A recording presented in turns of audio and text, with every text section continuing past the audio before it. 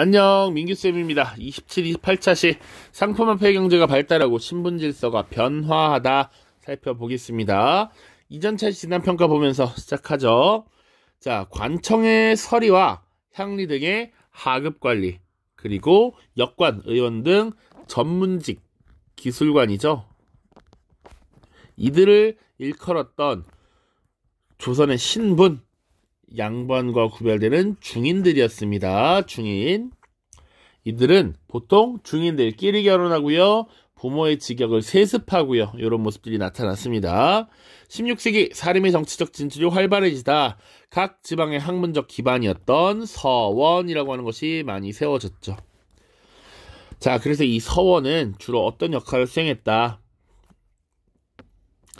사림 세력을 일단 육성하는 거지. 사림의 후학 양성, 제자들을 길러내는 것, 그리고 이를 통해서 백성들을 교화하는 역할도 수행하죠. 그리고 어진, 현명한 성리학자들에 대한 제사도 수행하고요. 혹은 한 스승에게서 배운 여러 제자들이 정치적 입장을 비슷하게 가져. 그러다 보니까 정치적 여론을 형성하기도 합니다. 이런 내용들. 자, 그런데 조선 후기가 되면 경제적인 모습도 변하고 이런 신분 질서도 변화했다라는 거야. 한번 쭉쭉쭉 보도록 하죠.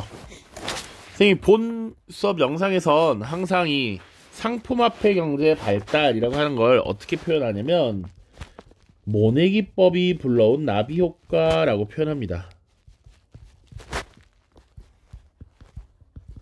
꼭 이게 정답이라고 할 수는 없지만 모내기법이라고 하는 것이 전국적으로 실시되면서 농업 생산량은 증가하고 노동력이 감소하면서 신분층의 분화, 상공업의 발달을 촉진했다라는 것이죠.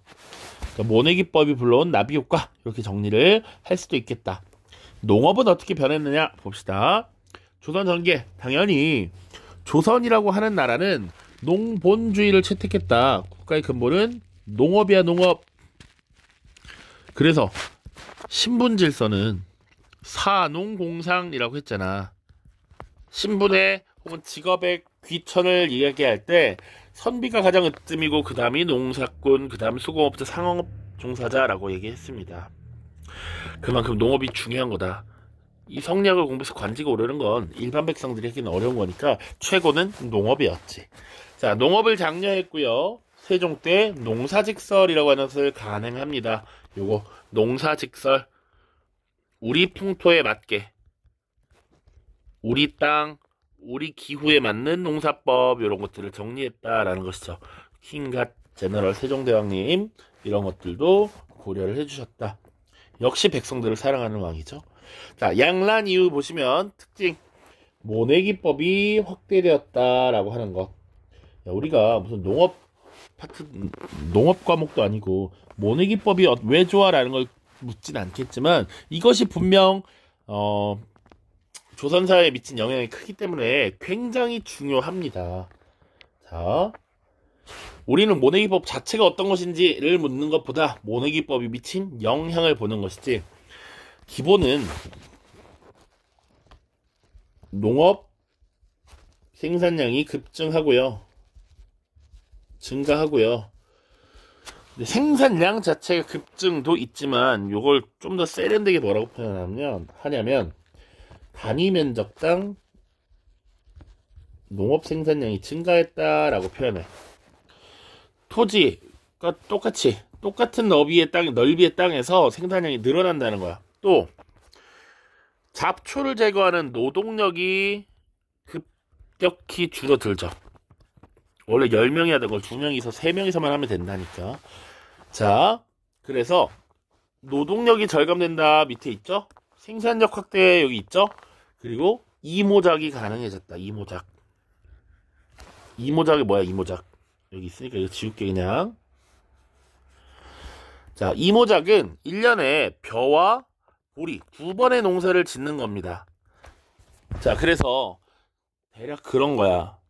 이게 1년이야. 여기 1월이고 12월입니다. 벼농사를 대략 한 4월에서 10월, 11월까지 이렇게 지어. 요게 벼농사 기간이야 원래. 보리 농사는 언제 짓냐면 벼를 수확하고 나서 이렇게 벼 농사를 하는 초기까지 요렇게 겹쳐요. 그러면 이 땅에서 벼와 보리의 농사를 동시에 지을 수 있나? 없죠. 원래 없습니다. 그런데 이 겹치는 시간 동안 이 벽씨를 모판에서 별도의 모판에서 따로 키우다 보니까 이제는 이 시기가 줄어들어. 실제 땅에서 벼농사를 짓는 기간은 요 정도로 줄어듭니다. 그러다 보니 1년에 2번 농사를 지을 수 있게 되었다.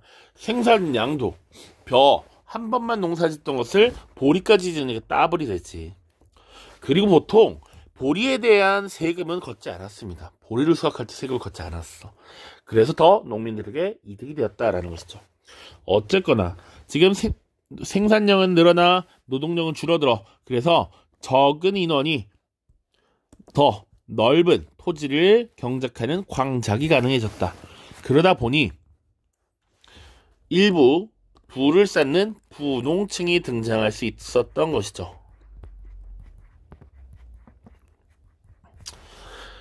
자, 그리고 지대납부 방식도 변화합니다. 기존에는 정률제였는데 이제 액수를 딱 정해서 고정하는 정액제인 도조법을 확대하게 돼. 농민들이 자신감이 생긴 겁니다. 내가 딱 이만큼 줄 테니까 더 이상 간섭하지 마시오. 내가 전부 다 더 챙겨 드릴게 라고 하는 거죠. 오케이? 자, 그렇게 되면서 지주와 소작농의 관계도 신분적 종속관계에서 경제적 계약관계로 변화합니다. 지주는 땅의 주인이고 소작농은 땅을 빌려서 농사짓는 사람이지. 자, 그리고 상품작물 재배도 확산됐다. 인삼, 담배, 채소 등으로 더 많은 수익을 올리는 농사꾼들이 등장했죠. 자, 그 다음 수공업과 광업의 발달입니다. 자, 농업의 발달, 그리고 이 농업의 발달은 생산력의 증가로 이어지면서 잉여 농산물, 잉여 생산물이 나타나게 되지. 이거 썩게 냅둘 거야? 아니야. 시장에 갖다 팔고 내 재력으로 환산시킨단 말이야. 내가 필요한 물건들 더 사고 싶어. 자, 내가 용돈이 5,000원이었어. 하루에. 예전에는 대충 뭐 저녁에 치일롱 가서 짜장면 하나 먹고 뭐 편의점에서 우유 하나 먹고 그럼 끝나. 근데 용돈이 10,000원이 늘어났어.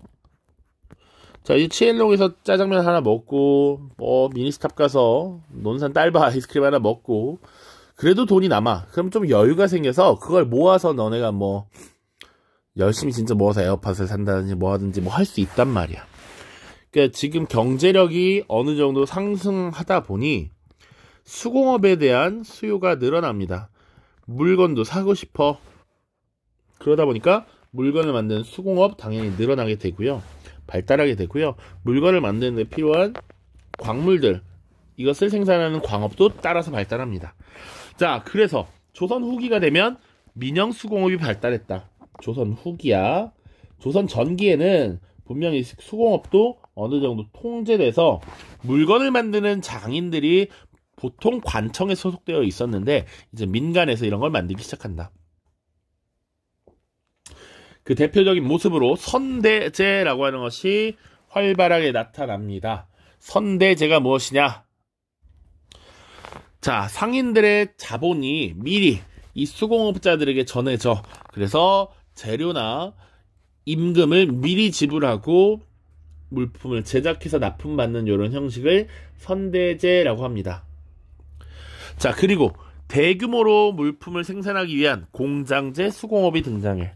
아직 기계는 없었으니까 일부러 이렇게 물건을 만드는 공장을 만들어 놓고 여기 임노동자들이 참여해서 물건을 대량으로 생산하는 이런 모습이 나타나죠.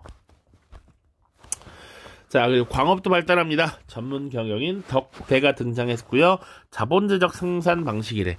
그러니까 이 전문 경영인 CEO 덕대가 업무를 전문적으로 분화해서 최적화된 시스템을 갖추기 위해 노력하는 겁니다. 자, 농업도 발달하고요. 수공업, 광업도 발달하는 과정에서 상업도 당연히 발달할 수밖에 없다. 시장이 발달했는데 그 배경은 무엇이냐? 공인이 활동했죠.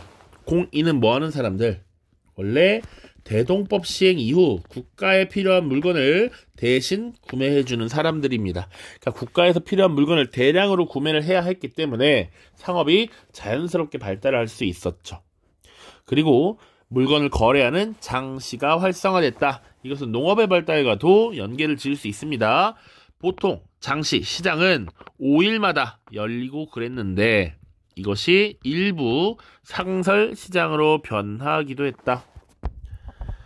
자, 그리고 이제 국가의 허가를 받지 않은 사상들이 등장해 사사롭게 상행위에 종사하는 상인들이야 금난전권이 철폐되면서 사상이 성장할 수 있었다. 자, 일부 사상들은 독점적인 도매 상업인 도고 상업을 전개했다.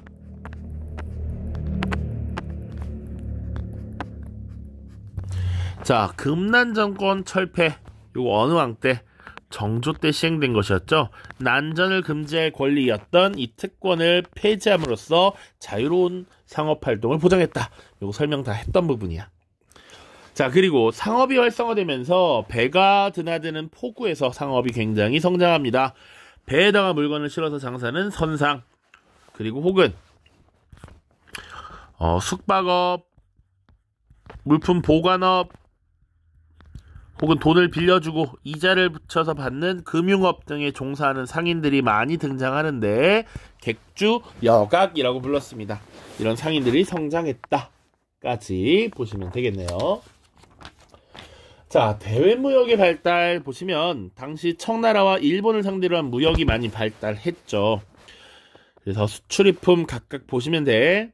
엄청 중요하게 다루진 않고요. 뭐 그냥 간단하게 살펴보시면 될 것 같습니다. 자, 그리고 조금 더 봐야 될 것은 우리 지도가 이렇게 나와 있고요.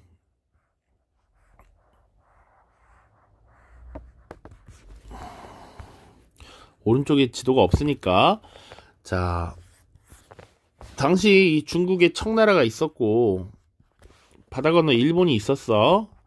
이거 모르면 곤란해. 초등학교로 돌아가. 자, 그런데 이 무역을 진행하면서 국가에서 어느 정도 통제하는 무역의 량이 있었단 말이야. 그래서 공식적인 무역 시장을 개시라고 했고요. 그리고 비공식적으로 또 무역이 전개됐는데 이를 후시라고 했습니다. 그리고 당시 활약했던 사상들을 좀 봐야 되는데 일본과의 무역을 주로 하면서 이득을 얻고 일본 물건을 팔면서 성장한 동래 지역의 내상이라고 하는 상인이 있었고요.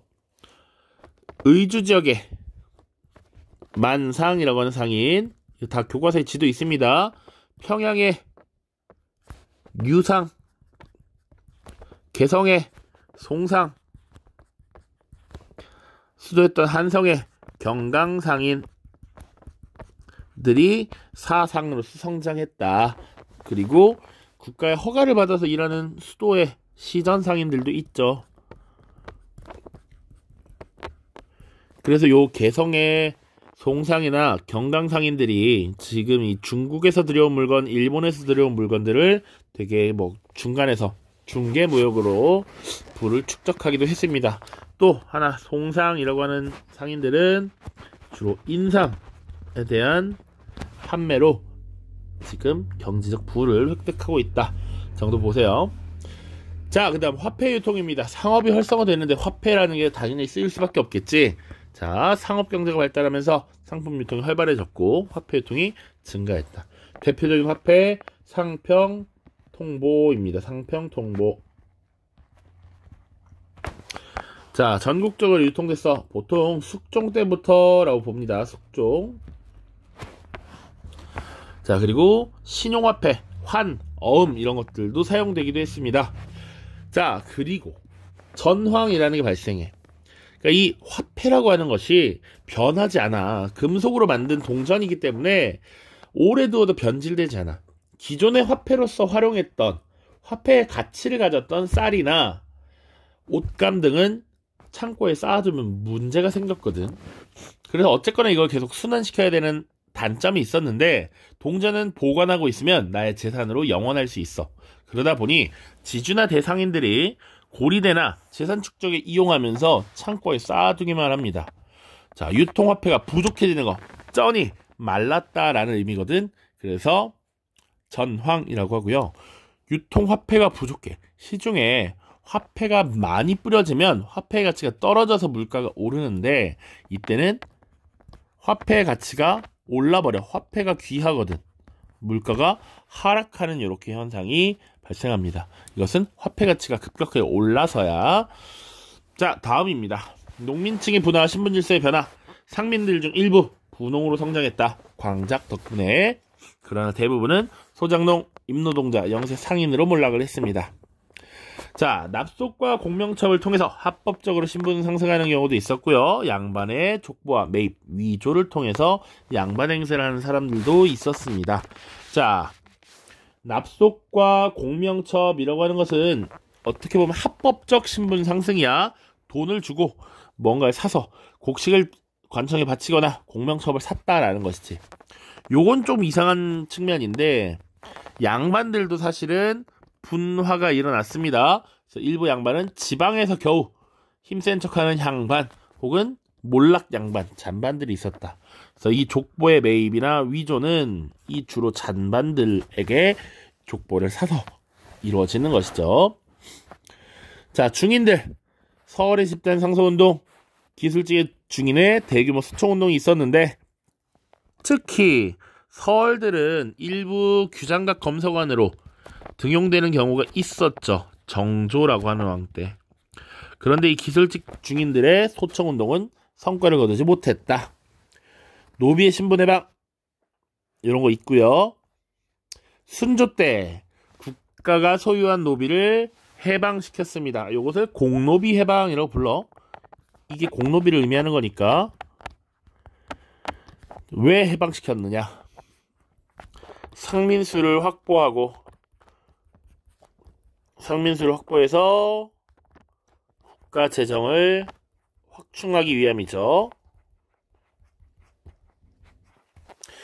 자, 사실은 이 목적을 위해서 시행했던 하나의 제도가 또 있는데 우리 프린트에 빠져 있습니다. 양반의 수가, 자, 조선 후기가 되면 양반의 수가 증가하고 상민수가 감소해. 그래서 특권계층인 양반이 늘어나니까 세금 수입이 줄어든단 말이야. 이것을 타개하기 위해서 영조 때 일천즉천을 폐기하고 노비 종모법이라고 하는 것을 실시하죠.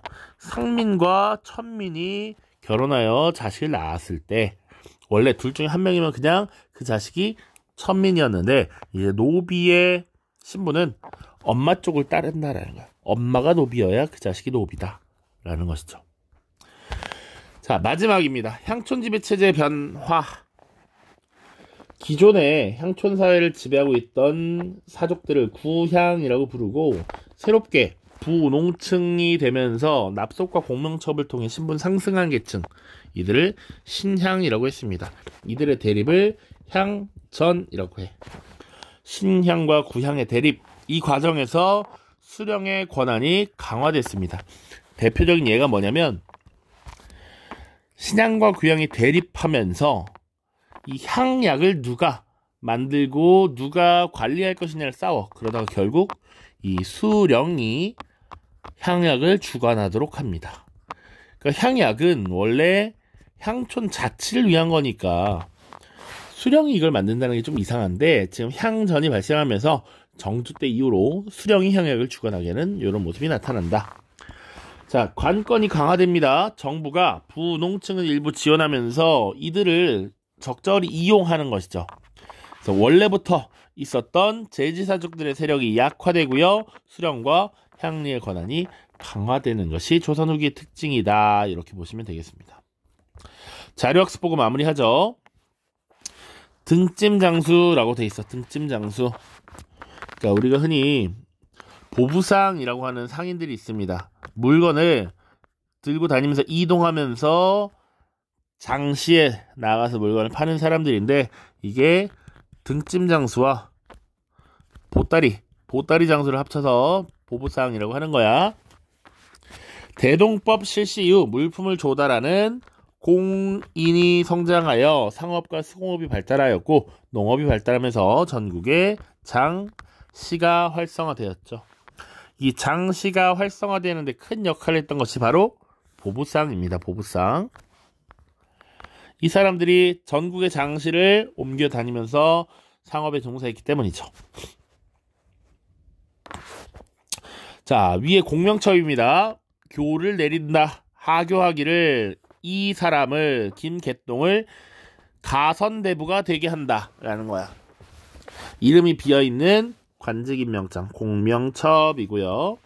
분홍들은 곡식을 납부해서 신분 상승을 꾀하는 납속과 공명첩을 통해서 합법적으로 신분 상승을 하거나 양반의 족보를 위조하여 양반으로 행세하였다 라고 되어 있습니다.